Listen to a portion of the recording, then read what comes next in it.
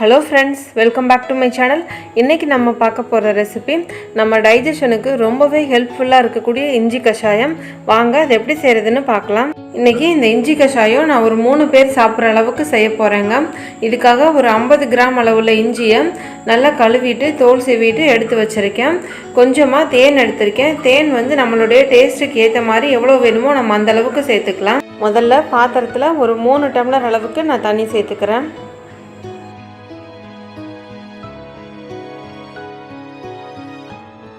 இப்போ இதில் நாம் எடுத்து வச்சிருக்கிற இஞ்சியை நான் மிக்சியில் சேர்த்து தண்ணி எதுவும் சேர்க்காம லைட்டாக ஒரு வாட்டி அரைச்சிட்டு இதில் சேர்த்துக்கிறேன். தண்ணி எதுவும் சேர்த்து பேஸ்ட் மாதிரி அரைச்சிட வேணாங்க. மிக்சியில் அரைக்கலைன்னா கல்லில் வச்சு நல்லா தட்டிட்டு கூட நீங்கள் சேர்த்துக்கலாம்.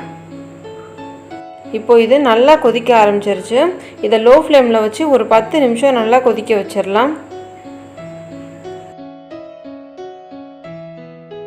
இந்த இஞ்சி கஷாயம் வந்து சின்ன குழந்தைங்கள்லேருந்து பெரியவங்க வரைக்கும் எல்லாருமே சாப்பிட்லாங்க.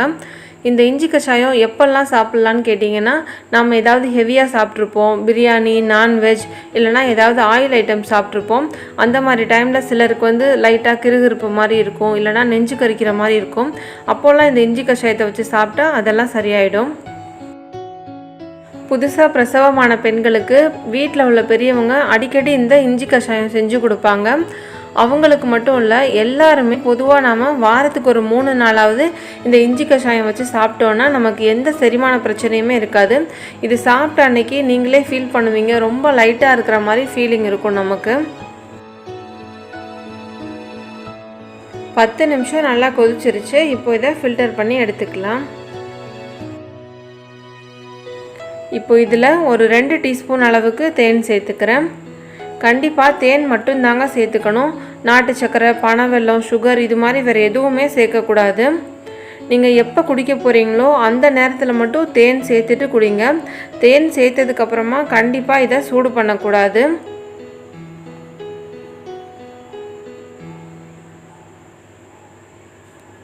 உடம்பு வெயிட் லாஸ் பண்ணணும்னு நினைக்கிறவங்க இந்த இஞ்சி கஷாயம் ப்ளஸ் தேனோட கொஞ்சமாக எலுமிச்சை சாரும் கலந்து ரெகுலராக குடிச்சிட்டு வந்தாங்கன்னா அவங்களுக்கு எப்படிப்பட்ட தொப்பை இருந்தாலும் அது ஃபுல்லாக நல்லா கரைஞ்சிருங்க.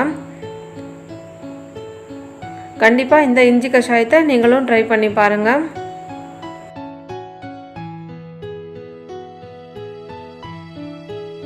கண்டிப்பாக இந்த இஞ்சி கஷாயத்தை நீங்களும் செஞ்சு பார்த்துட்டு உங்கள் கமெண்ட் சொல்லுங்கள். இந்த வீடியோ உங்களுக்கு பிடிச்சிருந்தா மறக்காமல் எங்கள் சேனலை சப்ஸ்கிரைப் பண்ணி பெல் ஐக்கானையும் ப்ரெஸ் பண்ணுங்கள். தேங்க்யூ.